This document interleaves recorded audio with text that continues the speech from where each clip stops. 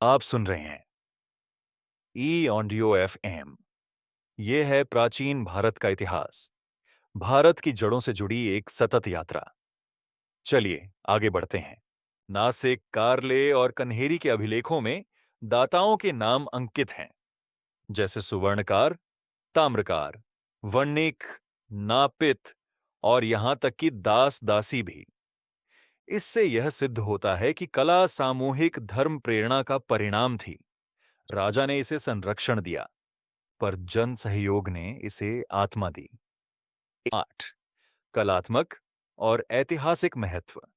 दक्कन की गुफाएं, स्तूप और मूर्तिकला सातवाहन युग की आर्थिक, धार्मिक और सांस्कृतिक चेतना के प्रतीक हैं। यहां धर्म लोक जीवन से जुड़ा है और कला भावनाओं को आकार देती है। गुफा निर्माण ने भारतीय स्थापत्य की उस परंपरा को जन्म दिया जो आगे चलकर एलोरा, अजंता और कैलाशनाथ मंदिरों में अपने चरम पर पहुंची। अमरावती कला ने बौद्ध मूर्ति कला को दक्षिण पूर्व एशिया तक पहुंचाया, जहां उसके प्रभाव से बोरोबुदुर, इंडोनेशिया जैसे स्तूप बने। 9 निष्कर्ष। पत्थर में अंकित भारतीय आत्मा। सातवाहन युग की दक्कन कला केवल स्थापत्य की उपलब्धि नहीं थी, यह भारत की समेकित आत्मा की अभिव्यक्ति थी। गुफाओं में अंकित धर्म केवल पूजा नहीं, बल्कि जनजीवन की संस्कृति थी। नासिक की गुफाएं श्रद्धा का प्रतीक हैं, कार्ले कला का उत्कर्ष है, अमरावती संवेदना की सौम्यता है और नागार्जुन कोंडा विचार का शिल्प है। इन सब ने मिलकर यह सिद्ध किया कि भारतीय कला का सार धर्म में नहीं, बल्कि मानव में निहित करुणा और सौंदर्य में है। दक्कन की ये गुफाएं आज भी पत्थरों में सोई उस सभ्यता की ध्वनि है, जिसने हजारों वर्ष पहले पत्थर में प्राण फूंक दिए थे। 66 दक्षिण का मेगालिथिक संक्रमण से प्रारंभिक राज्य रूप। दक्षिण भारत का इतिहास अपने आप में एक विशिष्ट धारा रखता है। यहां की सभ्यता ने उत्तर भारत के समानांतर अपनी गति से विकास किया।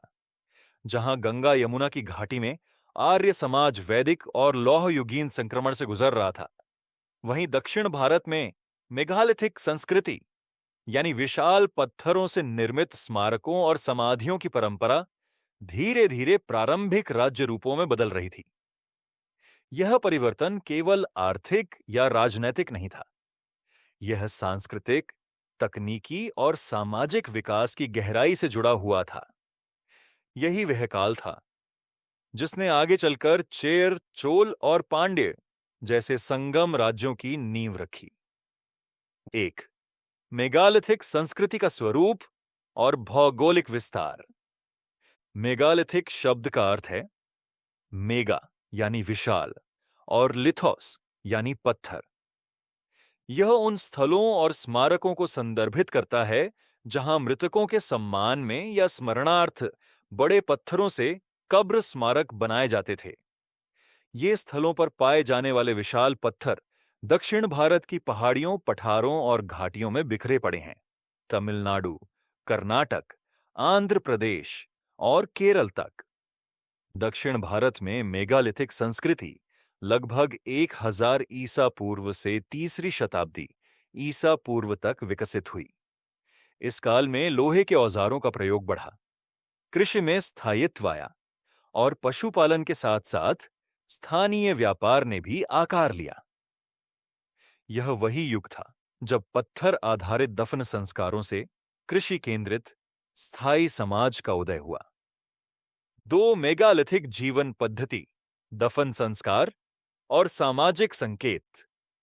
मेगालिथिक स्थलों से जो वस्तुएं मिली हैं, जैसे मृद भांड, पॉटरी, लौह उपकरण, तांबे के आभूषण, मनके और शंख अलंकार, वे यह दर्शाती हैं कि यह समाज आर्थिक दृष्टि से विकसित और सांस्कृतिक दृष्टि से समृद्ध था। इन दफन स्थलों में कई प्रकार की संरचनाएं मिलती हैं। 1 डोलमेन, 4 पत्थरों पर एक छत जैसा बड़ा पत्थर रखा जाता था। 2 सीस्ट, भूमिगत पत्थर की तिजोरी जैसी संरचना। 3 मेनहिर, सीधे खड़े किए गए विशाल स्मारक पत्थर। 4. केयर्न, गोलाकार ढेर में रखे छोटे बड़े पत्थरों की कब्रें। इन स्थलों के पास जो लौह, उपकरण और आभूषण मिले हैं, वे न केवल सामाजिक स्थिति का संकेत देते हैं, बल्कि यह भी बताते हैं कि समाज में आर्थिक असमानता और वर्ग विभाजन विकसित हो चुका था। कुछ कब्रों में मूल्यवान वस्तुएं, जबकि अन्य में केवल मिट्टी के पात्र। यह सामाजिक पद क्रम की आरंभिक झलक थी। मेगालिथिक समाज में मृतकों के साथ लोहे के हथियारों, बर्तनों और आभूषणों को दफनाने की परंपरा। यह दर्शाती है कि वे परलोक में जीवन पर विश्वास करते थे। इस धार्मिक सोच में पूर्वज पूजा और देव स्मरण का आरंभिक बीज था, जो आगे चलकर दक्षिण भारतीय परंपरा में कुल देवता और ग्राम देवता की अवधारणा के रूप में विकसित हुआ। 3. लौह तकनीक और कृषि आर्थिक परिवर्तन। मेगालिथिक युग की सबसे बड़ी विशेषता थी लौह तकनीक का प्रसार। लोहे के औजारों जैसे हल, फावड़े, दरांती, कुल्हाड़ी और भाले के मिलने से स्पष्ट होता है कि कृषि और युद्ध दोनों क्षेत्रों में लौह उपकरणों ने क्रांतिकारी परिवर्तन किया। कृषि के प्रसार से स्थायी ग्राम जीवन विकसित हुआ। अब लोग अस्थायी झोपड़ियों से स्थायी घरों में बसने लगे। धान, बाजरा, मूंग और तिल जैसी फसलें बोई जाने लगीं। ग्राम केंद्रित जीवन के साथ स्थानीय विनिमय प्रणाली, बार्टर भी पनपी।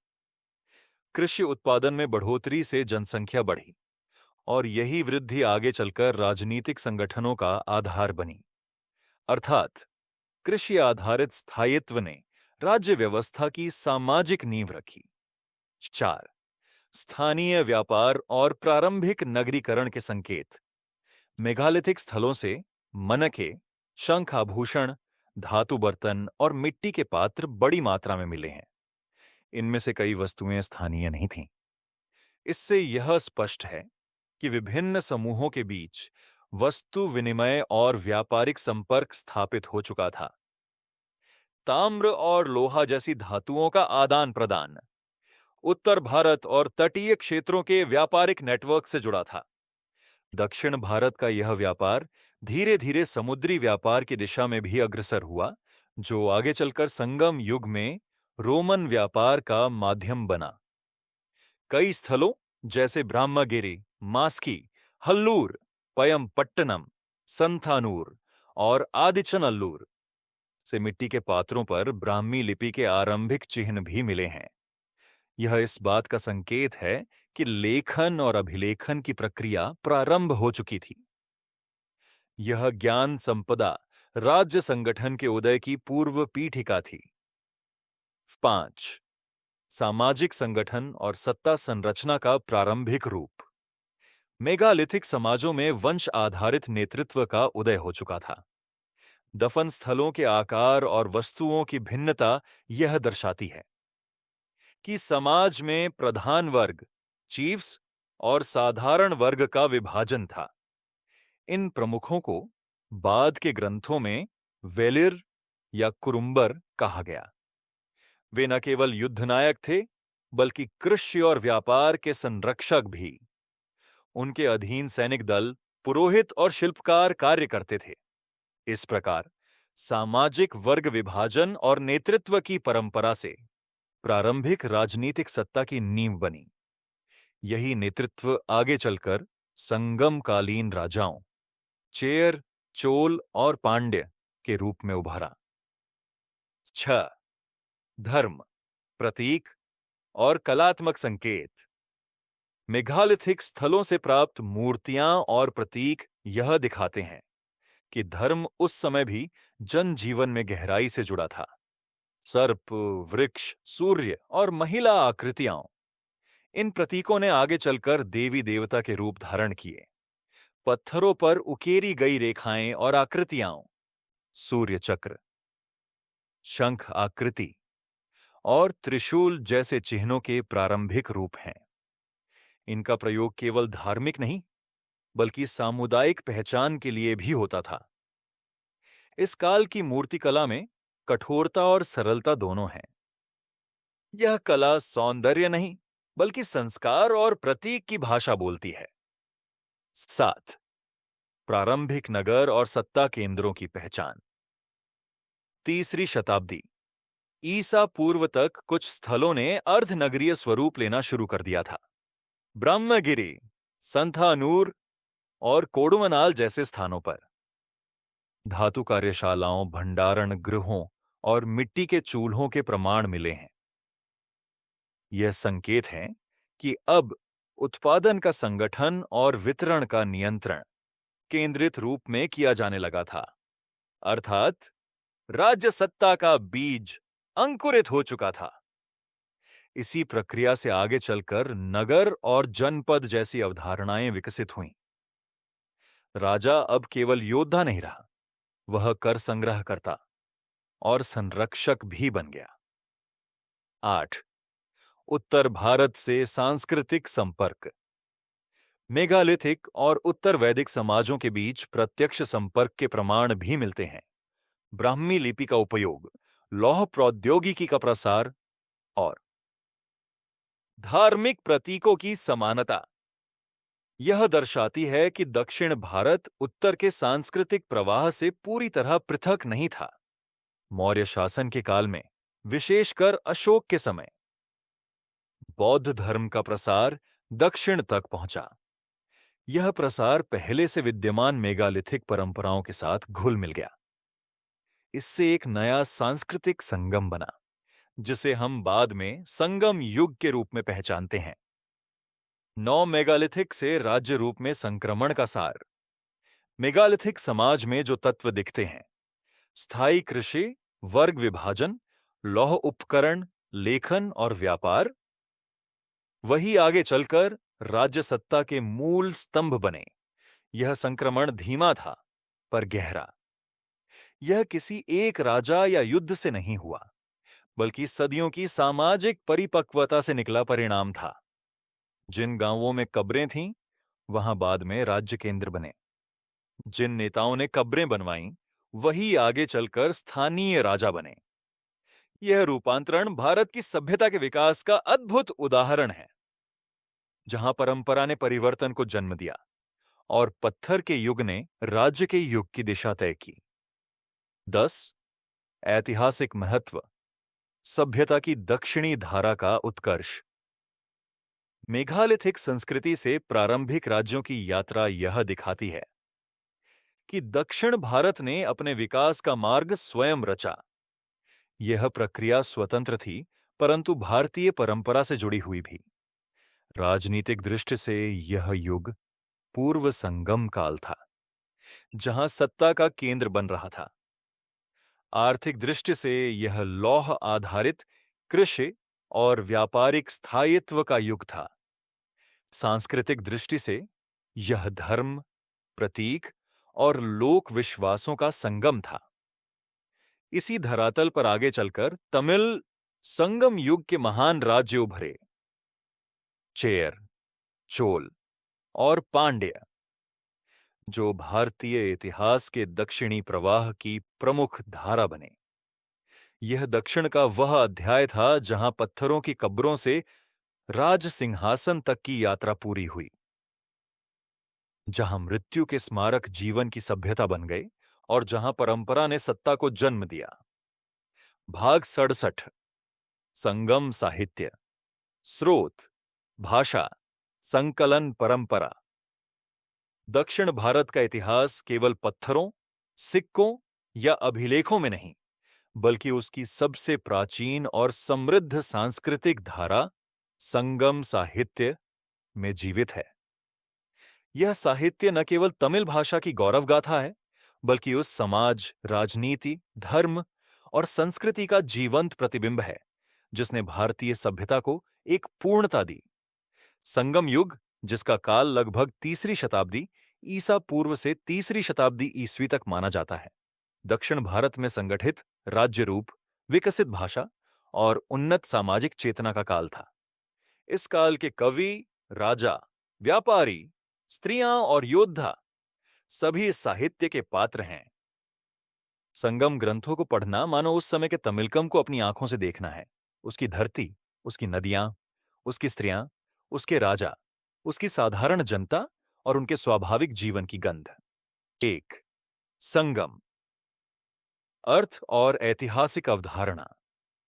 संगम शब्द का अर्थ है सभा या साहित्यिक सम्मेलन। किंवदंती के अनुसार 3 संगम सभाएं हुई थीं। पहली मदुरई के कपटपुरम में, दूसरी कवंती में और तीसरी मदुरई में। इन सभाओं में विद्वान कवियों और पंडितों ने एकत्र होकर कविता, दर्शन, इतिहास और राजनीति पर चर्चा की और श्रेष्ठ रचनाओं का संग्रह किया। यद्यपि इन 3 संगमों की ऐतिहासिकता पर मतभेद हैं, किंतु यह निर्विवाद है कि तमिल समाज में उस समय साहित्यिक परंपरा स्वीकसित थी। यह परंपरा केवल धार्मिक नहीं, बल्कि लौकिक, मानवीय और यथार्थवादी थी। संगम युग का तमिल समाज अपने 4 प्रमुख क्षेत्रों चेर, चोल, पांड्य और अय्यर में विभाजित था। प्रत्येक क्षेत्र के अपने कवि, अपने राजा, अपने युद्ध, अपने प्रेम और अपनी धरती की पहचान थी। 2. संगम साहित्य के प्रमुख स्रोत। संगम साहित्य की जानकारी हमें मुख्यतः तमिल साहित्यिक संहिताओं से मिलती है, जिन्हें बाद में तोल्काप्पियम, एत्तुत्तोकय और पत्तुपाट्टु के नाम से संग्रहीत किया गया। इसके अतिरिक्त पदिनेनकील कनक्कू और सिलप्पतिकारम, मणिमेखलय जैसे ग्रंथ भी संगम परंपरा से जुड़े हैं। तोल्काप्पियम यह सबसे प्राचीन तमिल व्याकरण ग्रंथ है, जिसका रचयिता तोल्काप्पियार था। यह केवल व्याकरण नहीं, बल्कि उस काल के सामाजिक और सांस्कृतिक जीवन का गहन विश्लेषण प्रस्तुत करता है। यह ग्रंथ तमिल जीवन को 5 भौगोलिक और सांस्कृतिक परिदृश्यों कुरिंजी, पहाड़ी, मुल्ले, वन, मरुथम, मैदानी, नेयथल, समुद्री और पालय, मरुस्थली में बांटता है। इन तिनय भूप्रकारों के अनुसार ही जीवन, प्रेम, युद्ध और समाज का चित्रण किया गया। एत्तुत्तोकय 8 संग्रह। इसमें 8 प्रमुख काव्य संग्रह शामिल हैं, जैसे अक्नानूरू, पुरनानूरू, नट्टिनय, कुरुंतोकय, ऐंगुरुनूरू आदि। इनमें कुल मिलाकर लगभग 2000 से अधिक कविताएं हैं, जो अकम, आंतरिक और पुरम, बाह्य विषयों पर आधारित हैं। अकम काव्य व्यक्तिगत जीवन, प्रेम, प्रकृति और भावना का चित्रण करते हैं, जबकि पूरम काव्य युद्ध, वीरता, दान और सामाजिक कर्तव्य को प्रस्तुत करते हैं। यह विभाजन भारतीय साहित्य में श्रृंगार और वीर रस की तरह है, परंतु इसमें जीवन का यथार्थ अधिक गहराई से झलकता है। पत्तुपाट्टु 10 गीत। यह 10 लंबी कविताओं का संग्रह है, जो प्रमुखतः राजाओं की वीरता, यात्राओं, युद्धों और दानशीलता का वर्णन करती हैं। इन ग्रंथों में प्राकृतिक दृश्यों के साथ मानवीय संवेदना का विलक्षण मेल मिलता है। 3. संगम कवि और उनका सामाजिक आधार। संगम काल के कवि समाज के हर वर्ग से थे, पुरुष, स्त्रियां, योद्धा, व्यापारी और सन्यासी तक। इन कवियों की संख्या लगभग 400 से अधिक मानी जाती है। उनमें से प्रमुख हैं अव्वैयार, कप्पियर, परनार, उरुत्तिरंगनार, नक्कीरर और इलंगो अडिगल। अव्वैयार विशेष रूप से उल्लेखनीय हैं।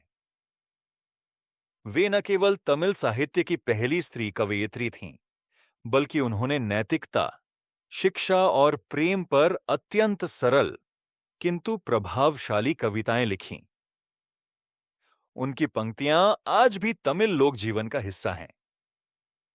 इन कवियों की रचनाएं किसी राजकीय दरबार की स्तुतियां मात्र नहीं थीं। वे समाज के आंतरिक जीवन, स्त्री पुरुष के संबंध, प्रेम और संघर्ष का सच्चा प्रतिबिंब थीं। वे धरती की महक, वर्षा की गंध, समुद्र की लहरें और युद्ध की गर्जना सबको शब्दों में रूपांतरित करते थे। 4. भाषा और शैली, तमिल की परिपक्वता का स्वर्ण काल। संगम काल की तमिल भाषा प्राकृतिक और ललित थी। इसमें न तो संस्कृत की दार्शनिकता थी, न ही प्राकृत की सरलीकृत लय। यह अपनी धरती से जुड़ी, बोलचाल से उपजी और संवेदना से भरी भाषा थी। शैली की दृष्टि से यह साहित्य लघु और गहन था। कविताएं संक्षिप्त होती थीं, पर हर पंक्ति में एक गहरी अनुभूति होती थी। यह वह कविता थी जो न केवल सुनी जा सकती थी, बल्कि महसूस की जा सकती थी। प्रकृति और मानवीय भावना के बीच की संगति इसकी आत्मा थी।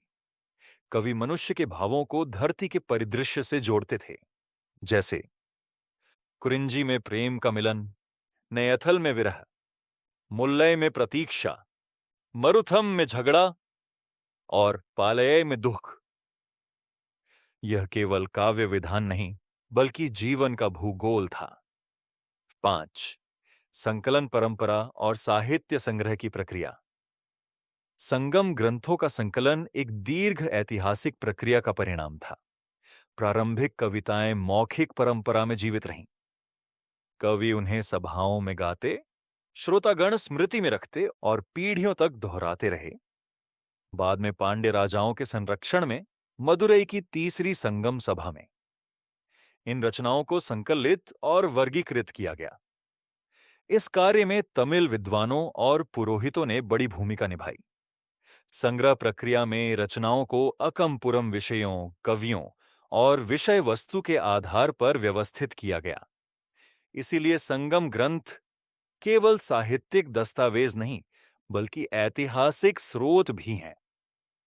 वे उस समाज के जीवन की प्रत्यक्ष झलक प्रदान करते हैं। 6. विषय वस्तु और यथार्थ दृष्टि। संगम साहित्य में जीवन का प्रत्येक पक्ष मिलता है। यह केवल राजाओं और युद्धों की बात नहीं करता। यह खेतों, जंगलों, प्रेम, प्रतीक्षा, नदियों और बाजारों की भी बात करता है। यह उस युग का सजीव मानव वृत्तांत है। सामाजिक दृष्टि से यह युग जाति विभाजन से अपेक्षाकृत मुक्त था। कविताओं में किसानों, मछुआरों, शिकारियों और स्त्रियों के जीवन का अत्यंत मानवीय चित्रण है। स्त्रियां केवल भावनाओं का प्रतीक नहीं, बल्कि स्वतंत्र, विचारशील और निर्णायक व्यक्तित्व के रूप में चित्रित हैं। राजनीतिक दृष्टि से इसमें चेर, चोल और पांड्य शासकों के युद्ध और नीतियों का उल्लेख मिलता है। आर्थिक रूप से इसमें व्यापारिक नगरों, बंदरगाहों और विदेशी संपर्कों का विवरण है। इससे यह स्पष्ट होता है कि दक्षिण भारत का समाज उस समय राज्य, अर्थ और संस्कृति के संतुलन पर खड़ा था। 7. संगम साहित्य का ऐतिहासिक मूल्य। इतिहासकारों के लिए संगम साहित्य केवल कविताओं का संग्रह नहीं, बल्कि एक दस्तावेजी साक्ष्य है। इन ग्रंथों से उस युग के राजनीतिक संगठन, कृषि, व्यापार, धर्म, स्त्री स्थिति और कला परंपरा की सटीक जानकारी मिलती है। इनमें किसी चमत्कार या मिथक की दुनिया नहीं है, बल्कि एक मानवीय समाज की यथार्थ गाथा है, जहां धरती पर पसीना बहाने वाले, युद्ध में लड़ने वाले और प्रेम में तड़पने वाले सब समान महत्व रखते हैं। 8. सांस्कृतिक प्रभाव और निरंतरता। संगम साहित्य ने तमिल संस्कृति को आत्म पहचान दी। इसने भारतीय साहित्य में क्षेत्रीयता और मानव केंद्रित दृष्टि को जोड़ा। इसके प्रभाव से ही बाद के काल में तमिल नीतिशास्त्र ग्रंथ तिरुक्कुरल की रचना हुई, जो भारतीय नैतिक दर्शन का सार्वभौमिक ग्रंथ बना। यह साहित्य आज भी तमिल समाज की चेतना में जीवित है। यह केवल इतिहास नहीं, बल्कि तमिल जीवन का संस्कार है। जहां कविता धर्म है, भाषा संस्कृति है और जीवन उसका विषय। नौ मूल्यांकन, एक सजीव सभ्यता का शब्द रूप। संगम साहित्य वह क्षण है जब दक्षिण भारत ने स्वयं को शब्दों में गढ़ा। यह भारत की उस धारा का हिस्सा है जहां संस्कृति और साहित्य समाज के साथ चलते हैं। इसमें राजा भी हैं और किसान भी, स्त्रियां भी हैं और साधु भी, प्रकृति भी है और मनुष्य का अंतःकरण भी। यह साहित्य बताता है कि सभ्यता केवल राजसत्ता से नहीं बनती, बल्कि शब्द, भावना और समुदाय से बनती है। संगम के कवि इस बात के प्रमाण हैं कि दक्षिण भारत की आत्मा कितनी गहरी, सजीव और मानवीय थी। 68 चेर, चोल, पांड्य, राजनीतिक परिदृश्य। संगम युग के दक्षिण भारत की धरती उस समय राजनीतिक रूप से 3 महान राज्यों में विभाजित थी, चेर, चोल और पांड्य। इन तीनों ने मिलकर न केवल तमिलकम, दक्षिण भारत के इतिहास को आकार दिया, बल्कि भारतीय उपमहाद्वीप की सांस्कृतिक एकता को भी एक नया आयाम दिया। इन राज्यों की विशेषता यह थी कि इनका शासन किसी साम्राज्यवादी विस्तार या आक्रामक नीति पर आधारित नहीं था, बल्कि भूमि, समाज और व्यापार के प्राकृतिक संगठन पर। यह वे राज्य थे जो जनता के साथ व्यापारिक गिल्डों के सहयोग से और धर्म के संरक्षण के माध्यम से विकसित हुए। उनकी शक्ति केवल युद्ध में नहीं, बल्कि संस्कृति और समुद्री व्यापार में भी निहित थी। 1. तमिलकम की राजनीतिक भौगोलिक स्थिति। संगम युग का तमिलकम यानी दक्षिण भारत का वह भाग जहां तमिल बोली जाती थी, 4 प्रमुख भौगोलिक इकाइयों में विभाजित था। चेयर, पश्चिमी घाटों और केरल क्षेत्र में।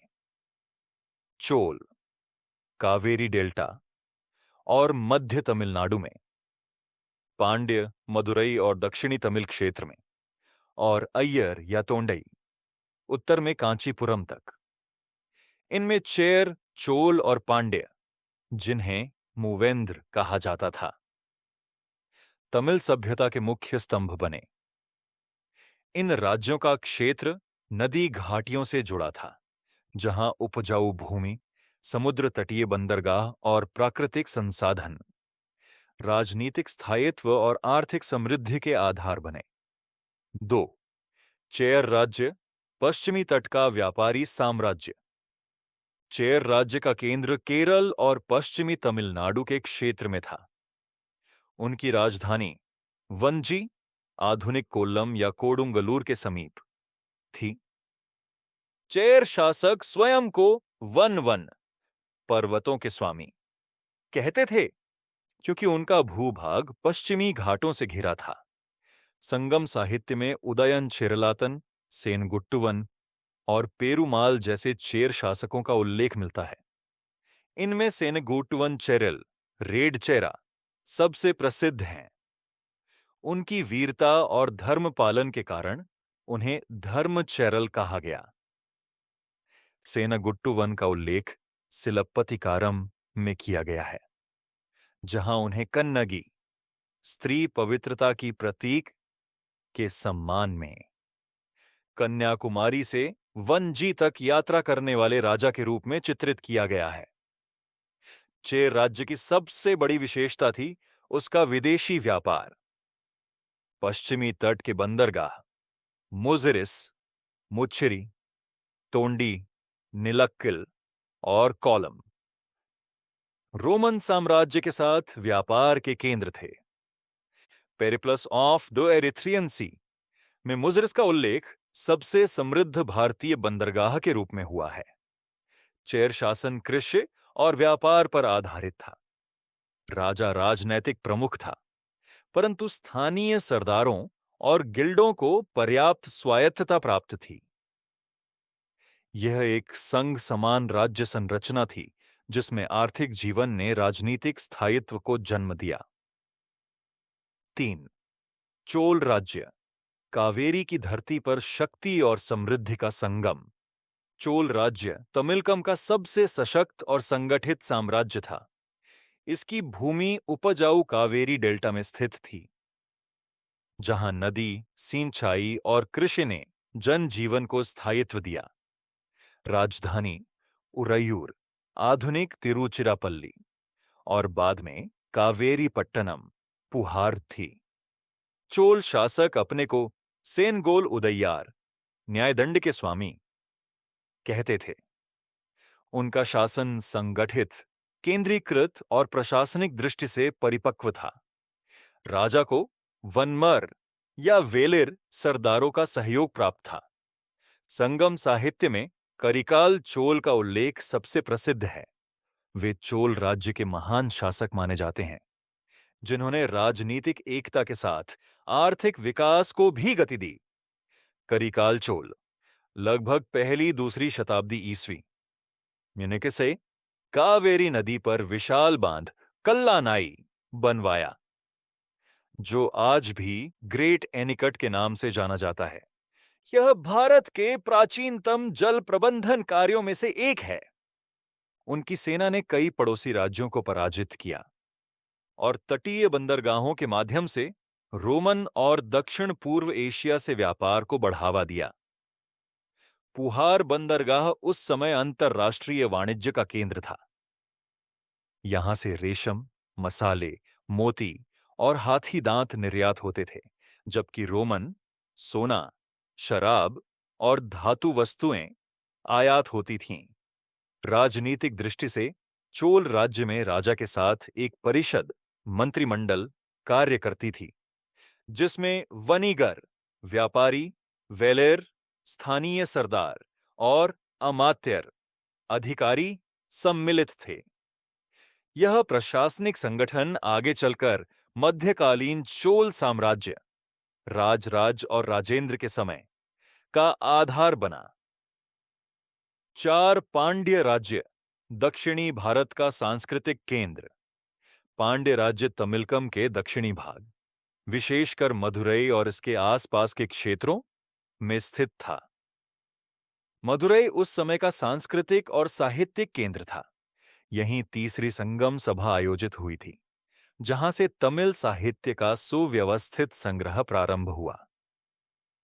पांड्य राजाओं की पहचान उनके धार्मिक संरक्षण, कवियों के आदर और साहित्यिक गतिविधियों से होती है। प्रमुख शासक नेडुंचेलियन, पेरुवलुडी और मूथमुदुचेलियन अपने वीरता और दानशीलता के लिए प्रसिद्ध थे। पांड्य शासन में सामाजिक जीवन अत्यंत जीवंत था। राजा की सत्ता प्रजा के सहयोग से चलती थी। स्थानीय सरदार, पुरोहित, व्यापारी और भिक्षु प्रशासन में भाग लेते थे। यह शासन राजलोक साझेदारी का एक आरंभिक रूप था। मदुरई के अलावा कोरकाई और कायाल जैसे तटीय नगर रोमन व्यापार के प्रमुख केंद्र थे। यहां से मोती और हाथी दांत का निर्यात होता था। पांड्य सिक्कों पर मछली, फिश सिंबल का अंकन मिलता है, जो न केवल उनके प्रतीक का द्योतक है, बल्कि समुद्री व्यापार और जल संपन्नता का भी संकेतक है। 5. आपसी संबंध और संघर्ष सहयोग की राजनीति। चेर, चोल और पांड्य राज्यों के बीच संबंध, संघर्ष और सहयोग दोनों के रहे। तीनों राज्य अपने अपने भूभाग और व्यापारिक मार्गों पर प्रभुत्व चाहते थे। अक्सर उनके बीच सीमावर्ती क्षेत्रों पर युद्ध होते थे, जिनका उल्लेख पुरनानूरू और पत्तुपाट्टू में मिलता है। फिर भी इन संघर्षों में विनाश का भाव नहीं था। वे एक दूसरे की संस्कृति, धर्म और भाषा का सम्मान करते थे। कभी-कभी वैवाहिक संबंधों के माध्यम से राजनीतिक संतुलन भी बनाया गया। इनके कवि अक्सर प्रतिद्वंद्वी राज्यों के दरबारों में सम्मान पाते थे। यह उस युग की उदारता और बौद्धिकता का प्रमाण है। 6. शासन और प्रशासन की रूपरेखा। संगम युग के तमिल राज्यों में शासन का ढांचा राजा केंद्रित परंतु स्थानीय सहयोगात्मक था। राजा सर्वोच्च था, पर उसका दायित्व धर्म और न्याय से बंधा था। राजा की सहायता के लिए मंत्री, सेनापति, पुरोहित और न्याय अधिकारी होते थे। राजस्व का मुख्य स्रोत भूमि कर और व्यापारिक शुल्क था। सैनिक व्यवस्था में पैदल सेना, घुड़सवार, रथ और हाथी प्रमुख थे। युद्ध केवल विजय के लिए नहीं, बल्कि सम्मान, मरम की रक्षा के लिए लड़े जाते थे। यह तमिल वीरता की अवधारणा थी, जो समाज में प्रतिष्ठा का स्रोत थी। 7. धर्म और संस्कृति में भूमिका। इन तीनों राज्यों ने बौद्ध, जैन और ब्राह्मणिक परंपराओं को समान रूप से संरक्षण दिया। मंदिर, विहार और चैत्यगृह सभी समाज के आर्थिक और सांस्कृतिक केंद्र थे। राजाओं द्वारा मठों और कवियों को दिए गए दान पत्र संगम साहित्य में बार बार उल्लिखित हैं। राजकीय जीवन धर्म से पृथक नहीं था। राजा को धर्म मुरैवण यानी धर्म के मार्ग पर चलने वाला कहा जाता था। यह शासन संस्कृति भारतीय परंपरा में राजधर्म के आदर्श को दक्षिण में प्रतिष्ठित करती है। 8. सांस्कृतिक और ऐतिहासिक महत्व। चेर, चोल और पांड्य राज्यों की राजनीतिक व्यवस्था केवल दक्षिण भारत की नहीं, बल्कि संपूर्ण भारत की राज्य धारणा के विकास में महत्वपूर्ण थी। इन राज्यों ने यह दिखाया कि शक्ति केवल तलवार में नहीं, बल्कि संगठन, व्यापार और सांस्कृतिक प्रतिष्ठा में निहित होती है। राजनीतिक दृष्टि से ये राज्य साम्राज्य नहीं थे, बल्कि क्षेत्रीय शक्तियों का संतुलित संघ थे, जहां प्रत्येक राज्य अपनी स्वतंत्रता बनाए रखते हुए संस्कृति और व्यापार के साझा आधार पर जुड़ा था। संगम युग के ये तीन राज्य, चेर अपनी व्यापारिक दृष्टि से, चोल अपनी प्रशासनिक क्षमता से और पांड्या अपने सांस्कृतिक संरक्षण से भारतीय इतिहास की उस दक्षिणी धारा का निर्माण करते हैं, जहां राज्य और समाज का संबंध संवाद, सहयोग और सृजन पर आधारित था। 9. निष्कर्ष। संगम राजनीति का मानवीय स्वरूप। संगम काल के चेर, चोल और पांड्य राज्य इस बात के प्रमाण हैं कि भारत की राजनीतिक परंपरा केवल साम्राज्य निर्माण नहीं, बल्कि लोक आधारित शासन, आर्थिक समृद्धि और सांस्कृतिक सहअस्तित्व पर आधारित थी। यह वह युग था जब धर्म, सत्ता और व्यापार एक साथ चल रहे थे, जब कविता युद्ध से अधिक प्रतिष्ठित थी और जब एक राजा की पहचान उसके मंदिरों या युद्धों से नहीं, बल्कि कवियों के शब्दों में उसकी प्रशंसा से होती थी। दक्षिण भारत का यह राजनीतिक परिदृश्य भारत की एकता का प्रमाण है, जहां उत्तर की गंगा और दक्षिण की कावेरी दोनों एक ही सांस्कृतिक प्रवाह में बहती हैं। 69. समाज, अर्थव्यवस्था और समुद्री व्यापार। संगम युग का दक्षिण भारत, विशेष रूप से तमिलकम का क्षेत्र, उस समय एक जीवंत सभ्यता था, जहां समाज, अर्थव्यवस्था और समुद्री व्यापार एक दूसरे से गहराई से जुड़े हुए थे। यह वह युग था जब दक्षिण भारत की धरती केवल खेतों और पहाड़ों की नहीं रही, बल्कि समुद्र और व्यापार की भी हो गई। यहीं पहली बार भारतीय उपमहाद्वीप ने एक ऐसा समाज देखा जो कृषि आधारित ग्राम जीवन और अंतर्राष्ट्रीय व्यापारिक गतिविधियों दोनों में समान रूप से विकसित था। संगम साहित्य इस समाज की हर परत को उजागर करता है। गांव का किसान, बंदरगाह का व्यापारी, कवि, योद्धा, रानी, भिक्षु, नाविक और दास सब अपनी भूमिका निभाते हैं। यह समाज गहराई से मानव केंद्रित था, जिसमें परिश्रम, वीरता, सौंदर्य और प्रतिष्ठा जीवन के मूल मूल्य थे। 1. समाज की संरचना, वर्ग, व्यवसाय और जीवन शैली। संगम समाज में जीवन का केंद्र ग्राम था, पर उसका विस्तार समुद्र तक था। समाज 4 प्रमुख वर्गों में नहीं, बल्कि व्यवसायों और भूमिकाओं के आधार पर बंटा था। जाति जैसी कठोर सामाजिक संरचना तब तक दक्षिण भारत में पूरी तरह विकसित नहीं हुई थी। सामाजिक विभाजन मुख्यतः कर्म और सामर्थ्य के आधार पर था। कृषक, उलावर, चरवाहे, इडेयर, मछुआरे, परवर, शिकारी, वेडर, व्यापारी, वनिगर, कवि, पुलवर और योद्धा, वेलिर, ये सभी समाज की रीढ़ थे। राजा और योद्धा वर्ग को सम्मान था, पर जनता की भूमिका भी उतनी ही महत्वपूर्ण थी। स्त्रियों की स्थिति उल्लेखनीय रूप से स्वतंत्र थी। वे न केवल प्रेम और गृहस्थ जीवन का प्रतीक थीं, बल्कि साहित्य, शिक्षा और व्यापार में भी सक्रिय थीं। अव्वैयार, कपियर और अन्य कवयित्रियों ने समाज में स्त्री चेतना की नींव रखी। संगम कविताओं में स्त्रियां पुरुषों की प्रतीक्षा करती हैं, उनसे संवाद करती हैं और निर्णय लेती हैं। वे मौन पात्र नहीं, सशक्त व्यक्ति हैं। परिवार पितृसत्तात्मक किंतु सहभागी था। पति पत्नी दोनों सामाजिक और आर्थिक जीवन में सहभागी थे। विवाह, प्रेम और सामाजिक अनुशासन का संतुलन इस समाज की विशेषता थी। 2.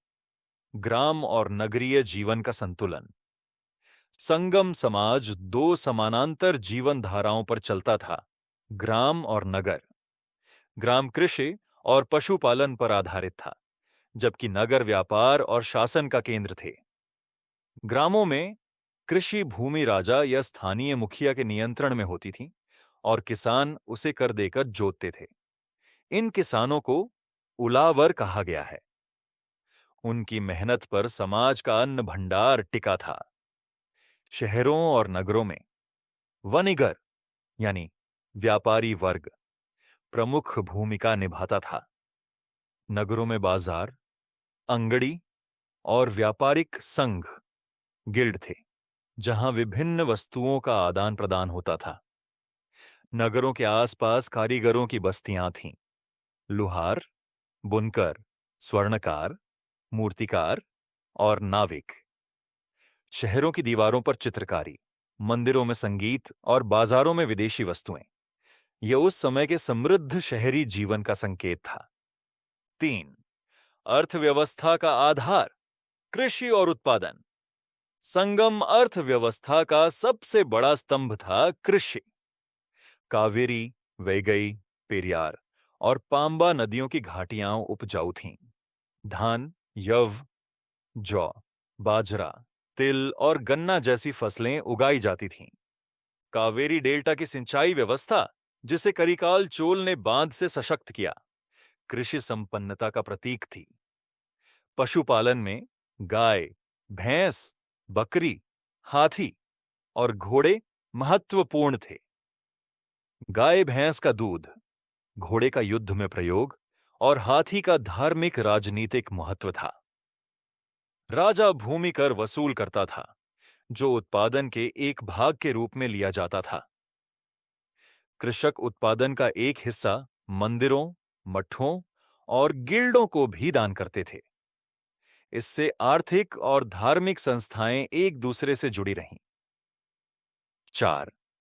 व्यापार, आंतरिक और विदेशी दोनों का संगम। संगमकालीन दक्षिण भारत व्यापार का विशाल जाल था।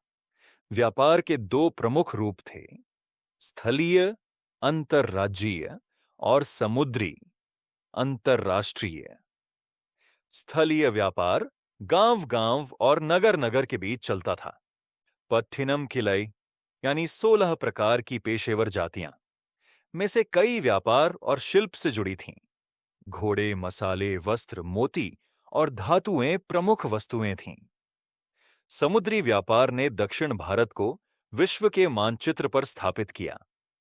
तटीय नगर मुजिरिस, मोच्चिरी, कावेरीपट्टनम, पुहार, टोंडी, कोरकई और कायाल अंतर्राष्ट्रीय व्यापार के केंद्र बन गए।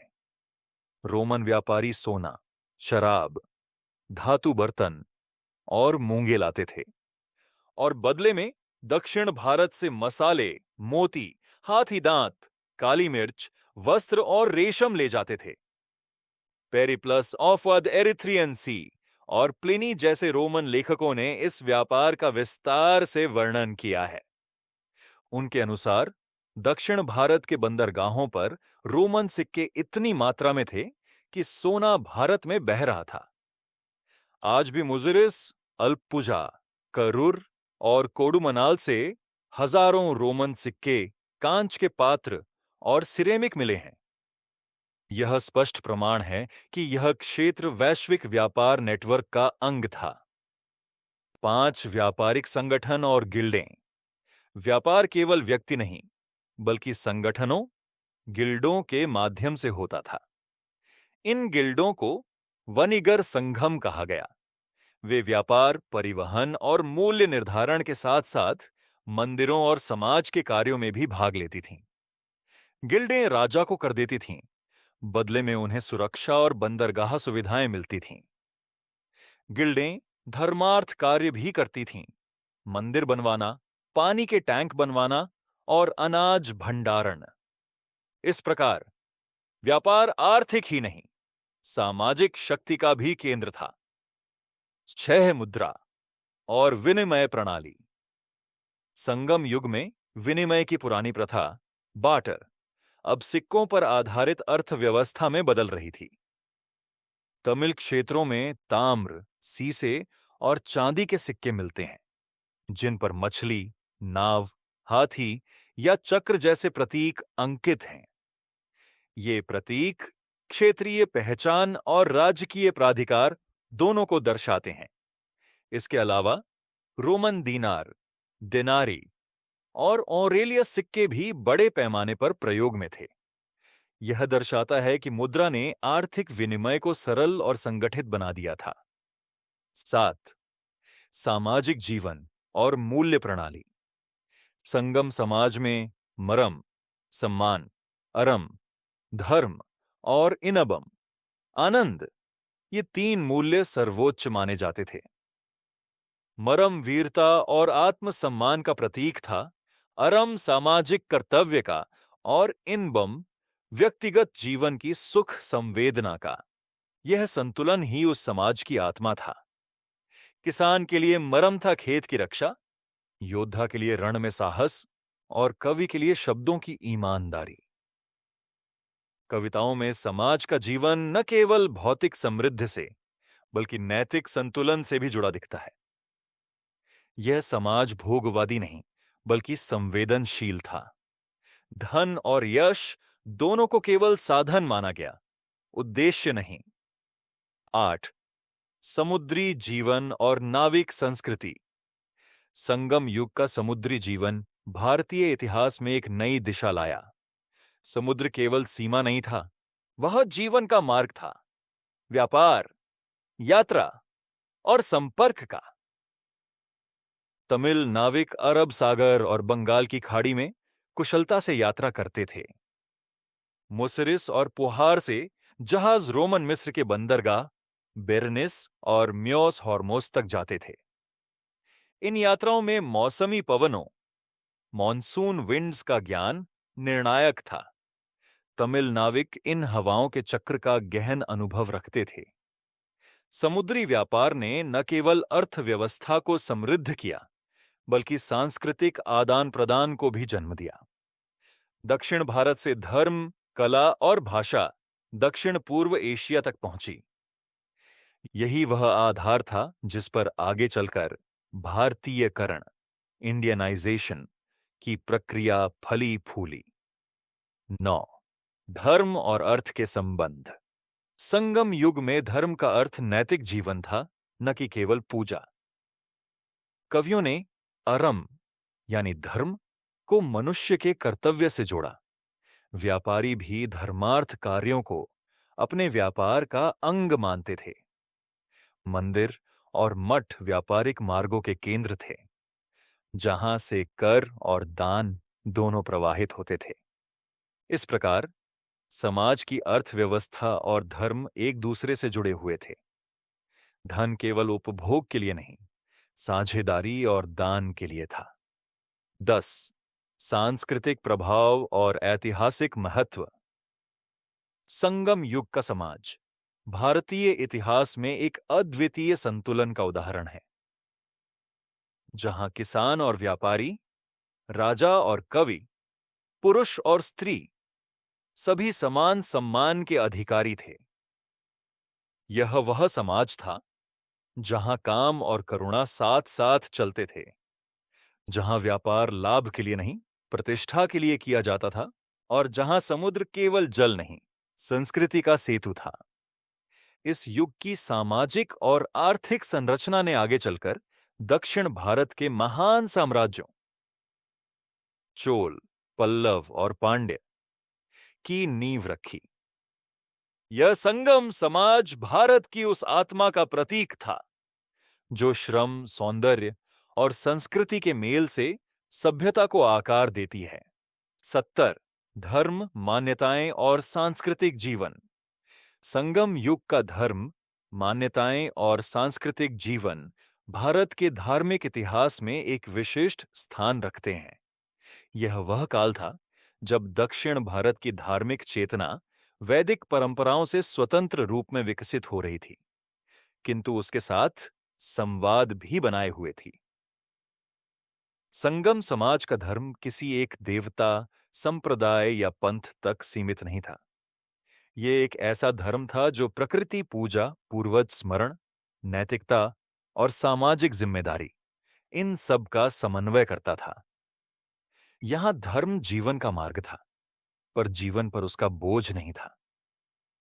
संगम कवि जब अरम धर्म का उल्लेख करते हैं तो वे पूजा पद्धति की बात नहीं करते, बल्कि मनुष्य के कर्तव्य और व्यवहार की बात करते हैं। यह धर्म कर्म प्रधान था, भाव प्रधान नहीं। इसमें बाहरी अनुष्ठान से अधिक आंतरिक आचरण का महत्व था। 1. धर्म की अवधारणा। अरम का भाव। संगम साहित्य में अरम शब्द बार बार आता है। यह धर्म के समानार्थी नहीं, बल्कि उससे भी अधिक व्यापक अवधारणा है। अरम का अर्थ है नैतिकता, न्याय, दया और संतुलन। यह वह जीवन नीति थी जिसके अनुसार प्रत्येक व्यक्ति का दायित्व था कि वह अपने कर्म को धर्मानुकूल रूप से करे। राजा का अरम था प्रजा की रक्षा, किसान का अरम धरती की सेवा, व्यापारी का अरम न्यायपूर्वक व्यापार, और कवि का अरम सत्य का गायन। अरम का यह भाव समाज में नैतिक संतुलन बनाए रखता था। यह धर्म किसी ग्रंथ या शास्त्र पर नहीं, बल्कि लोक बुद्धि और अनुभव पर आधारित था। इसीलिए संगम समाज में धर्म और नैतिकता एक दूसरे के पर्याय बन गए थे। 2. देवता, प्रतीक और पूजा पद्धति। संगम युग में पूजा और देव आराधना का स्वरूप बहुत विविध था। यहां के देवता मुख्यतः स्थानीय और प्राकृतिक थे। प्रत्येक भूप्रदेश तिनैहेव के अपने अपने देवता और प्रतीक थे। कुरिंजी, पहाड़ी प्रदेश में देवता मुरुगन थे, युद्ध, वीरता और प्रेम के देवता। मुल्लई, वन प्रदेश में मायोन, विष्णु की पूजा होती थी, जो करुणा और संरक्षण के प्रतीक माने जाते थे। मरुथम, मैदानी प्रदेश में इंद्र की आराधना की जाती थी, वर्षा और कृषि के रक्षक के रूप में। नेयथल, समुद्री क्षेत्र में वरुण को जल देवता के रूप में पूजते थे। पालय, मरुस्थल में कोत्रवन, काली या दुर्गा का रूप की पूजा प्रचलित थी। यह पांचों देवता उस भूगोल और जीवन पद्धति के साथ जुड़े थे जिसमें लोग रहते थे। इस प्रकार धर्म पर्यावरण केंद्रित था, वह प्रकृति का विरोध नहीं, उसका उत्सव था। पूजा में मंदिरों की तुलना में खुले स्थानों, वृक्षों, शिलाओं और टीलों का उपयोग अधिक होता था।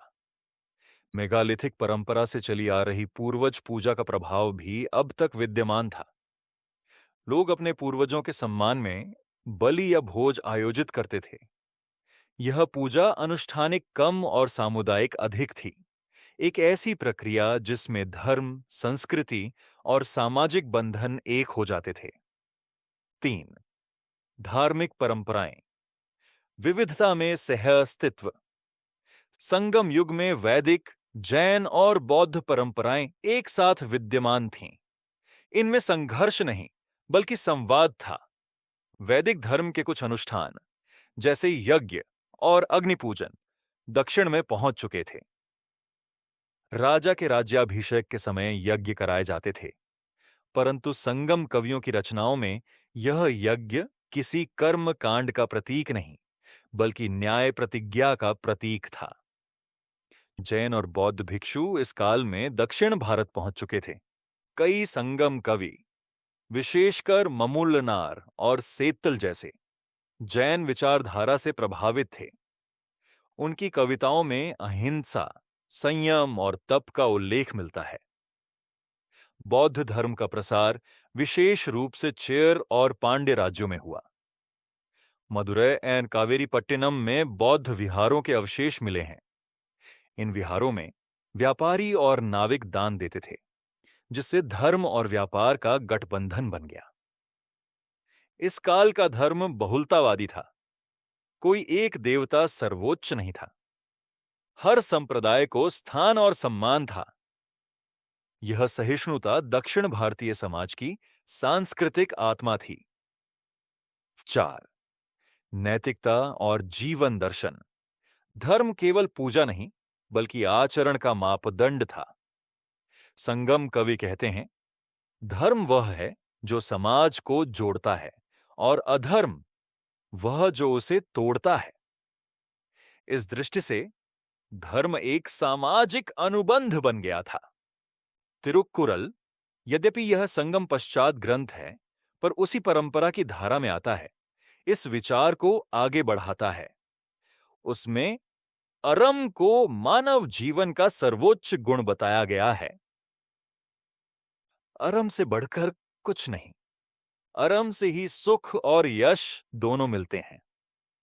नैतिकता का यह स्वरूप किसी वर्ग या धर्म विशेष का नहीं था। यह सार्वभौमिक और मानवतावादी था। 5. कला, संगीत और साहित्य में धार्मिक भाव। धर्म ने कला और संस्कृति को प्रेरित किया। संगम साहित्य में धार्मिकता का जो स्वर है, वह सौंदर्य के साथ मिला हुआ है। कविताओं में देवता केवल पूजनीय नहीं, बल्कि स्नेह और भक्ति के पात्र हैं। मृगण के प्रति प्रेम, मायोन के प्रति श्रद्धा और काली के प्रति भय सम्मान, ये सभी भाव एक ही समाज में मिलते हैं। संगीत और नृत्य इस धार्मिक जीवन के प्रमुख अंग थे। मंदिरों और सभाओं में परय, ढोल और याल, वीणा बजाई जाती थी। संगीत केवल मनोरंजन नहीं, बल्कि ईश्वर से संवाद का माध्यम था। कवियों को पुलवर कहा जाता था, जो धर्म और समाज के दूत माने जाते थे। 6. त्योहार और लोक धर्म। संगम समाज में अनेक त्योहार मनाए जाते थे, जिनमें धर्म और कृषि दोनों का समावेश था। पोंगल, सूर्य पूजा और फसल का उत्सव उस काल से ही प्रचलित था। इसके अलावा इंद्र वर्षा उत्सव, मुरुगन कवड़ी और वसंत उत्सव भी मनाए जाते थे। इन त्योहारों में संगीत, नृत्य और लोकगीतों का समावेश था। यह सामूहिकता और आनंद का अवसर होते थे, जहां धर्म, समाज और कला एक साथ जीवित थे। 7. सांस्कृतिक जीवन, सौंदर्य, कला और नैतिकता का मेल। संगम समाज का सांस्कृतिक जीवन धर्म और कला का अद्भुत मिश्रण था।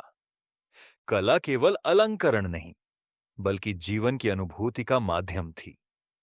मूर्तियां, चित्र, वस्त्र और संगीत, सब में सौंदर्य और नैतिकता का मेल था। स्त्रियों का अलंकरण, कवियों की काव्य प्रतिभा और राजाओं के दान उत्सव, इन सब ने मिलकर एक ऐसा समाज गढ़ा जिसमें जीवन और धर्म एक ही धारा में बहते थे। संगम कवि कहते हैं, जो धरती की सुगंध समझे वही ईश्वर को समझे। यह वाक्य संगम धर्म का सार है। एक ऐसा धर्म जो प्रकृति से, मानवता से और सौंदर्य से जुड़ा हुआ था। 8. धर्म और राजनीति का संबंध। राजा केवल सत्ता का प्रतीक नहीं था, वह धर्म रक्षक भी था। उसका शासन अरम पर आधारित था। राजा से अपेक्षा थी कि वह न्याय करे, शांति बनाए रखे और जनता की समृद्धि सुनिश्चित करे। संगम कविताओं में ऐसे राजा की प्रशंसा की गई है जो दानशील, विनम्र और धर्मनिष्ठ हो। राजा का दान केवल भिक्षुओं या ब्राह्मणों तक सीमित नहीं था, बल्कि कवियों, कलाकारों और सामान्य जनता तक फैला था। राजनीति और धर्म का यह संतुलन दक्षिण भारत की शासन परंपरा में एक स्थायी तत्व बना रहा। 9. धार्मिक सहिष्णुता और सांस्कृतिक समृद्धि। संगम युग की सबसे बड़ी देन थी धार्मिक सहिष्णुता। यह समाज किसी भी एक मत या देवता में सीमित नहीं था। यह बहुलता ही उसकी सबसे बड़ी शक्ति थी। मुरुगन की पूजा के साथ ही बौद्ध विहार फल फूल रहे थे। विष्णु के साथ ही शिव के मंदिर बन रहे थे। लोग अपने अपने देवता को पूजते थे, पर किसी दूसरे की निंदा नहीं करते थे। यह धार्मिक स्वतंत्रता दक्षिण भारत की सांस्कृतिक विरासत बन गई। बाद के युगों में जब शैव और वैष्णव भक्ति आंदोलन फले फूले, तो उनकी जड़ें इसी संगम सहिष्णुता में थीं। 10. निष्कर्ष। एक मानव केंद्रित धर्म और जीवंत संस्कृति। संगम युग का धर्म वह नहीं था जो भय या कर्मकांड से जुड़ा हो। यह वह धर्म था जो मानवता, प्रकृति और नैतिकता के संगम से बना था। यह धर्म व्यक्ति के भीतर था, न कि केवल मंदिरों में। संगम संस्कृति में पूजा का स्थान था, पर उससे बड़ा स्थान था कर्तव्य, प्रेम और सौंदर्य का। यहां भगवान धरती से अलग नहीं थे, धरती ही भगवान का रूप थी। यह वह युग था जब दक्षिण भारत ने यह सिखाया कि धर्म का सच्चा अर्थ है जीवन को सुंदर, न्यायपूर्ण और सामंजस्यपूर्ण बनाना। 71. कला, स्थापत्य और नायक नायिका आदर्श। संगम युग की संस्कृति केवल साहित्य, व्यापार या राजनीति तक सीमित नहीं थी। वह कला, स्थापत्य और सौंदर्य चेतना में भी उतनी ही गहराई से प्रकट होती है। यह वह समय था जब दक्षिण भारत ने अपनी आत्मा को न केवल शब्दों में, बल्कि पत्थरों, मूर्तियों, गीतों और जीवन के आदर्शों में गढ़ा। संगम सभ्यता की कला इस बात का प्रमाण है कि यह समाज सुंदरता को केवल देखने के लिए नहीं, बल्कि जीने के लिए रचता था। यहां मूर्तियां केवल देव प्रतिमाएं नहीं थीं, गीत केवल मनोरंजन नहीं थे, और नायक नायिका के भाव केवल प्रेम कथाएं नहीं। वे मानव जीवन के मूल अनुभवों की सजीव अभिव्यक्ति थे। 1. संगम युग की कला चेतना, जीवन का सौंदर्य बोध। संगम युग के कवि और कलाकार एक साझा भावनात्मक धरातल पर खड़े थे। उनकी कला का उद्देश्य भव्यता नहीं, बल्कि सत्य और जीवन रस का प्रदर्शन था। कला यहां धर्म से जुड़ी थी, पर उसका केंद्र मानव था। कविताएं, गीत, मूर्तियां, वस्त्र, आभूषण, नृत्य और संगीत सब जीवन की लय के साथ जुड़े थे। प्रकृति कला का प्रेरणा स्रोत थी। पहाड़ों, झीलों, समुद्र और वर्षा की लय को कवियों ने शब्दों में और मूर्तिकारों ने पत्थर में उतारा। कला का यह दृष्टिकोण यह बताता है कि संगम समाज केवल कर्मठ नहीं, संवेदनशील भी था। उसके लिए सौंदर्य का अर्थ विलास नहीं, बल्कि संतुलन और सामंजस्य था। धरती, मनुष्य और देवता तीनों का संतुलन। 2. मूर्तिकला, प्रतीक से भाव तक की यात्रा। संगम युग में मूर्तिकला अभी प्रारंभिक अवस्था में थी, पर उसमें गहरी भावनात्मक परिपक्वता थी। यह कला यथार्थ के निकट थी। उसमें अमूर्तता नहीं थी, बल्कि जीवन के दृश्यों की ठोस अनुभूति थी। मंदिरों में देवताओं की प्रतिमाएं अब भी सीमित थीं, पर लोक पूजा स्थलों पर पत्थर की मूर्तियां, वृक्ष देवता और वीर प्रतिमाएं, वीरकल, मिलती हैं। वीरकल यानी वीरगल्लू, वह स्मारक जो युद्ध में मारे गए वीरों की स्मृति में बनाया जाता था। इन पत्थरों पर वीरों की छवियां, उनके युद्ध दृश्य और प्रतीक उकेरे जाते थे। यह न केवल कला, बल्कि सामाजिक सम्मान का प्रतीक था। संगम कवि कहते हैं, जो युद्ध में गिरा उसे धरती ने नहीं, स्मृति ने थामा। मूर्ति कला में शरीर रचना का यथार्थ, चेहरे की भावरेखा और आभूषणों का सूक्ष्म अंकन, यह सब यह दिखाता है कि कलाकार मानव शरीर को केवल भौतिक रूप में नहीं, बल्कि उसकी ऊर्जा और आत्मा के रूप में देखता था। 3. स्थापत्य, मिट्टी, पत्थर और विश्वास की रचना। संगम युग में स्थापत्य का रूप उतना भव्य नहीं था जितना बाद के पल्लव या चोल काल में हुआ, पर इसकी नींव यहीं रखी गई। मंदिर स्थापत्य का प्रारंभिक रूप उस समय छोटे पत्थर या लकड़ी के मंदिरों के रूप में देखा जा सकता है। ये संरचनाएं कोयल या कोठटम कहलाती थीं। राजा और स्थानीय मुखिया मंदिरों के निर्माण में सहायता करते थे। मंदिर न केवल पूजा का स्थान थे, बल्कि सामाजिक, आर्थिक और सांस्कृतिक जीवन के केंद्र भी थे। यहां गिल्ड बैठते, कलाकार अपनी कृतियां प्रदर्शित करते और कवि रचनाएं सुनाते थे। स्थापत्य में वृत्ताकार या आयताकार योजना, पत्थर की चौकी और देव वृक्ष के समीप खुला प्रांगण प्रमुख था। संगम स्थापत्य में प्राकृतिक तत्वों के साथ गहरा जुड़ाव था। यह कृत्रिम सौंदर्य नहीं, धरती का सौंदर्य था। 4. चित्रकला और अलंकरण। संगम साहित्य में दीवारों और घरों पर चित्रांकन के उल्लेख मिलते हैं। कविताओं में अलंकारित कक्ष और रंगीन दीवारों का उल्लेख यह दिखाता है कि लोग अपने घरों को चित्रों और प्रतीकों से सजाते थे। रंग प्राकृतिक पदार्थों से बनाए जाते थे, चूने, गेरू, हल्दी और चारकोल से। स्त्रियों के अलंकरण में कला का विशेष स्थान था। संगम कवि स्त्रियों के श्रृंगार का ऐसा वर्णन करते हैं जिसमें सौंदर्य और शालीनता दोनों हैं। उनका अलंकरण केवल आभूषणों का प्रदर्शन नहीं, बल्कि सौंदर्य संस्कृति का प्रतीक था। मोती, शंख, धातु और फूलों से बने आभूषण, यह सब उस समाज की कलात्मक दृष्टि को दर्शाते हैं जहां सौंदर्य जीवन का अनिवार्य हिस्सा था। 5. संगीत और नृत्य, जीवन की लय। संगम युग की सभ्यता संगीत प्रधान थी। हर उत्सव, पूजा और सभा में संगीत और नृत्य का समावेश था। कविताओं में याल, वीणा, परय, ढोल, मद्दलम, मृदंग और कुडम, घड़ा जैसे वाद्ययंत्रों का वर्णन मिलता है।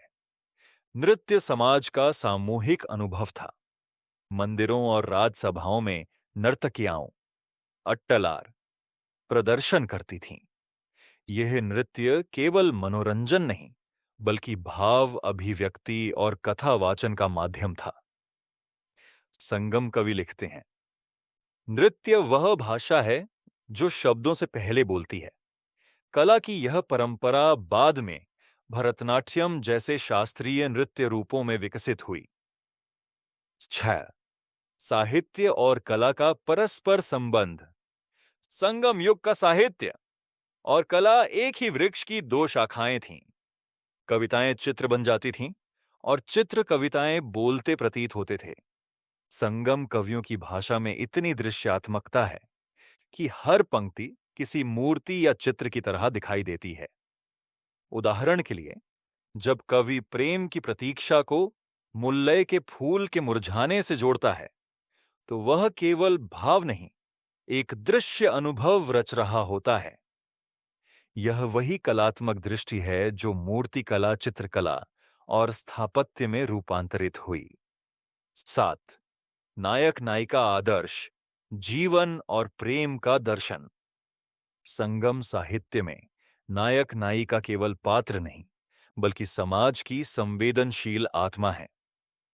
उनका प्रेम केवल शारीरिक आकर्षण नहीं, बल्कि जीवन की जटिलताओं, कर्तव्य और भावना का प्रतीक है। नायिका के भावों में विरह, प्रतीक्षा, निष्ठा और आत्मसम्मान सभी हैं। वह किसी राजा की दासी नहीं, बल्कि स्वतंत्र और विचारशील स्त्री है।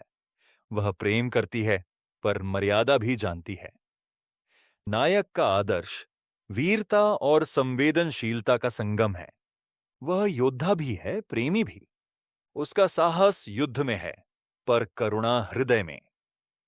संगम कविताएं इस द्वंद्व को इतने सूक्ष्म भाव से व्यक्त करती हैं कि वे केवल प्रेम कथाएं नहीं, बल्कि जीवन दर्शन का रूप ले लेती हैं। 8. सौंदर्य और नैतिकता का संतुलन। संगम युग की कला और प्रेम कथाओं में एक अद्भुत संतुलन है। यह समाज भोगवादी नहीं, बल्कि संवेदनशील और नैतिक था। कला और प्रेम दोनों को अरम यानी धर्म का अंग माना गया। नायिका का श्रृंगार भी मर्यादित है, नायक का साहस भी संयमित। यह सौंदर्य उस संस्कृति का प्रतीक है जहां आनंद और अनुशासन एक साथ चलते हैं। 9. सांस्कृतिक निरंतरता और प्रभाव। संगम युग की कला और सौंदर्य दृष्टि बाद के दक्षिण भारतीय इतिहास की आधारशिला बनी। पल्लवों और चोलों के मंदिर, स्थापत्य, मूर्तिकला और नृत्य की परंपरा संगम युग की उसी कलात्मक चेतना का विस्तार है। बाद में जब नायनार और आलवार भक्ति कवि आए, तो उन्होंने संगम सौंदर्य बोध को भक्ति के रूप में ढाला।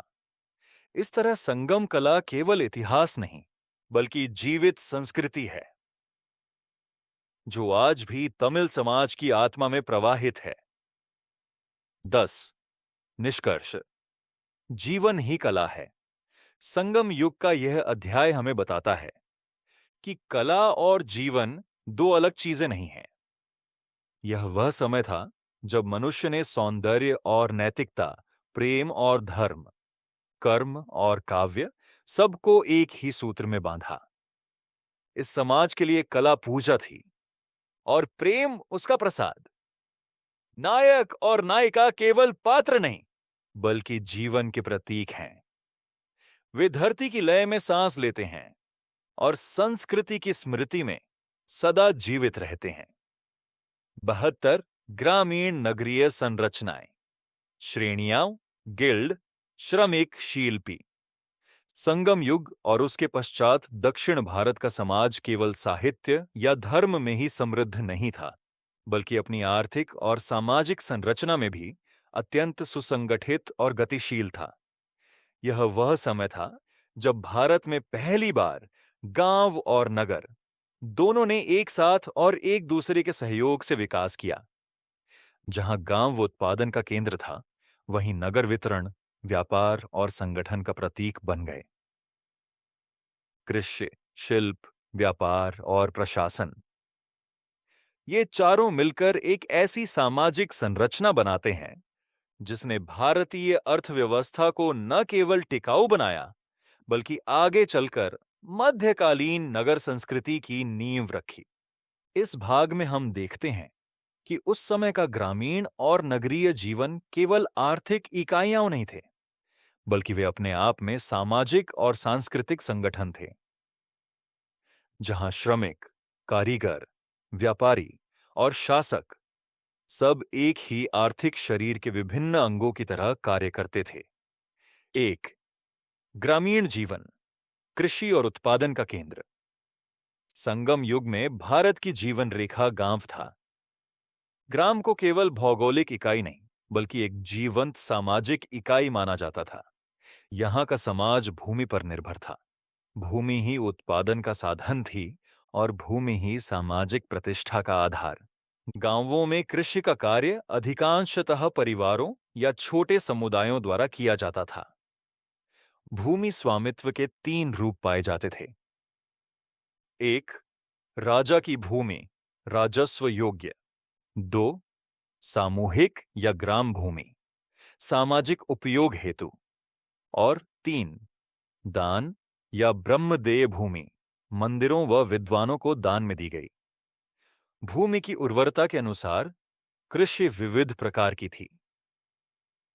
कावेरी, वैगई, पेरियार और तुंगभद्रा जैसी नदियां इस कृषि संस्कृति की आत्मा थीं। धान, बाजरा, गन्ना, तिल, मसूर और फल फूल, ये सब फसलों का विस्तार था। कृषक उलावर कहलाते थे। ये समाज के सबसे सम्मानित श्रमिक थे, क्योंकि उनका श्रम ही समाज का अन्न भंडार था। ग्रामों में खेतों की सिंचाई के लिए बांध और नहरें बनाई जाती थीं। करिकाल चोल द्वारा निर्मित कावेरी बांध, कल्लनई, इस व्यवस्था का सर्वश्रेष्ठ उदाहरण है। ग्राम समाज में प्रत्येक परिवार की भूमिका स्पष्ट थी। कृषक, चरवाहे, बढ़ई, लुहार, माली, बुनकर और मिट्टी के कारीगर, सभी अपने श्रम से उत्पादन चक्र को चलाते थे। ग्राम में निर्णय लेने का कार्य सभा या परिषद द्वारा होता था, जिसमें बुजुर्गों और प्रमुख कृषकों का समूह शामिल रहता था। यह परिषद न्याय, कर, जल वितरण और सामाजिक विवादों का समाधान करती थी। यानी ग्राम केवल आर्थिक इकाई नहीं, बल्कि लोकतांत्रिक और सामुदायिक संगठन भी था। 2. नगरीय जीवन, व्यापार, संगठन और बाजार की धुरी। संगम युग में जैसे जैसे उत्पादन बढ़ा, वैसे वैसे गांवों के बाहर नगरों का उदय हुआ। नगर अब केवल राजधानियां नहीं, बल्कि व्यापार और शिल्प के केंद्र बन गए। संगम साहित्य में ऐसे नगरों के अनेक उल्लेख मिलते हैं, जैसे कावेरीपट्टनम, पुहार, उरैयूर, मदुरई, कोरकई, कायाल और मुजरिस, मुछरी। इन नगरों में सड़कें, बाजार, भंडार गृह और मंदिरों के चारों ओर व्यापारिक गलियां होती थीं। नगरों का सबसे बड़ा आकर्षण था अंगड़ी, बाजार, जहां वस्तुओं की बिक्री होती थी, जहां व्यापारी और ग्राहक सीधे संवाद करते थे। यहां धातु कला, वस्त्र निर्माण, आभूषण निर्माण, मिट्टी के बर्तन और मसालों का व्यापार फल फूल रहा था। नगरों में वनिगर पर व्यापारी और शीलपर कारीगर 2 प्रमुख समुदाय थे। वनिगर विदेशी व्यापार से जुड़े थे, जबकि शीलपर स्थानीय उत्पादन के आधार थे। नगरों के संचालन में गिल्डों, श्रेणियों की भूमिका अत्यंत महत्वपूर्ण थी। ये गिल्डें न केवल व्यापारिक हितों की रक्षा करती थीं, बल्कि प्रशासनिक और धार्मिक कार्यों में भी भाग लेती थीं। 3 गिल्डें, श्रेणियां। आर्थिक संगठन की रीढ़। भारतीय इतिहास में गिल्डें सबसे प्राचीन आर्थिक संगठनों में गिनी जाती हैं और संगम युग में इनका स्वरूप पूर्ण रूप से विकसित था। तमिल ग्रंथों में इन्हें वनिगर संघम या शील्पी संघम कहा गया है। हर गिल्ड का अपना संविधान, नेतृत्व और कोष होता था। सदस्य अपने व्यापार या शिल्प से जुड़े नियमों का पालन करते थे। गिल्डें वस्तुओं की कीमत, मापतौल और गुणवत्ता की देखरेख करती थीं। उनके अपने चिन्ह और मोहरें होती थीं, जिन्हें सिक्कों या दस्तावेजों पर अंकित किया जाता था। गिल्डें केवल व्यापारिक इकाइयां नहीं थीं, वे सामाजिक और धार्मिक जीवन में भी भाग लेती थीं। मंदिरों और सार्वजनिक जल संरचनाओं का निर्माण, अन्नदान, शिलालेखों में दान उल्लेख और विहारों के रखरखाव में उनका योगदान उल्लेखनीय है। अक्सर गिल्डों का संचालन व्यापारी मुखिया, नगर श्रेष्ठ ही करता था, जो राज्य को कर देता और बदले में सुरक्षा व संरक्षण प्राप्त करता। यह एक राज व्यापारिक साझेदारी थी जिसने दक्षिण भारत की अर्थव्यवस्था को स्थिर और समृद्ध बनाया। चार श्रमिक और शिल्पी, भारतीय अर्थव्यवस्था की आत्मा। श्रमिक और कारीगर उस समय की अर्थव्यवस्था की धड़कन थे। उनका श्रम ही वह शक्ति थी जिससे गांव चलता था और नगर चमकता था। लोहार, कोल्लन, बढ़ई, तच्छन, बुनकर, नेय्यलन, कुम्हार, कुशलन और सुनार, तत्तन, ये वे शिल्पी थे जिनके कार्य से समाज की हर आवश्यकता पूरी होती थी। संगम कविताओं में इनका उल्लेख सम्मानपूर्वक किया गया है। यह समाज ऐसा था जहां श्रम को अपमान नहीं, सम्मान प्राप्त था। कला और श्रम एक दूसरे से जुड़े थे। कारीगर न केवल वस्तुएं बनाते थे, बल्कि वे उन्हें सजाते, गढ़ते और उसमें आत्मा डालते थे। उनके कार्य में सौंदर्य और उपयोगिता दोनों का अद्भुत संगम था। 5 आर्थिक श्रेणियां और संपत्ति का वितरण। समाज में विभिन्न आर्थिक श्रेणियां थीं। राजा और सरदार, व्यापारी, कृषक, शिल्पी और श्रमिक। संपत्ति का वितरण अपेक्षाकृत समान था, हालांकि राजाओं और व्यापारियों के पास अधिक संसाधन थे। दान और अन्नदान सामाजिक परंपरा का हिस्सा थे, जिससे आर्थिक विषमता को संतुलित करने का प्रयास किया जाता था। राजा का धर्म था कि वह कर व्यवस्था को न्यायपूर्ण रखे और अकाल या आपदा के समय जनता की सहायता करे। मंदिर और मठ आर्थिक केंद्र थे। वे भूमि और संपत्ति का प्रबंधन करते और ग्राम अर्थव्यवस्था को स्थिर बनाते थे। मंदिर के चारों ओर शिल्पकारों और किसानों की बस्तियां बसती थीं। 6 महिला श्रमिक और भागीदारी। संगम युग का समाज स्त्रियों को श्रम और उत्पादन में सहभागी मानता था। वे बुनाई, मत्स्य व्यवसाय, अनाज सफाई और व्यापारिक कार्यों में भाग लेती थीं। कुछ स्त्रियां व्यापारी गिल्डों की सदस्य भी थीं। अव्वैयार जैसी कवयित्रियां सामाजिक चेतना का प्रतीक बनी। संगम कविताओं में स्त्रियों के कार्य को केवल गृह सीमा में नहीं बांधा गया, बल्कि उन्हें समाज की रचनात्मक शक्ति माना गया। 7 शहरी संगठन और प्रशासन। नगरों का प्रशासन संगठित था। राजा द्वारा नियुक्त अधिकारी नगर अधिकार कहलाते थे। वे कर, कानून और व्यापार की व्यवस्था संभालते थे। उनकी सहायता में स्थानीय परिषदें, नगर सभा कार्य करती थीं। नगरों में सुरक्षा के लिए प्रहरी, कावल और शांति बनाए रखने के लिए दंडाधिकारी होते थे। बंदरगाहों पर सीमा शुल्क, सुल्क और कराधान प्रणाली भी थी। इनसे प्राप्त राजस्व का उपयोग सड़कों, मंदिरों और बाजारों के रख-रखाव में होता था। 8 नगर और ग्राम का संबंध, एक जीवित तंत्र। ग्राम और नगर परस्पर आश्रित थे। ग्राम उत्पादन करता था, नगर उसका वितरण करता था। ग्राम से अनाज, फल, पशु उत्पाद और कच्चा माल आता था।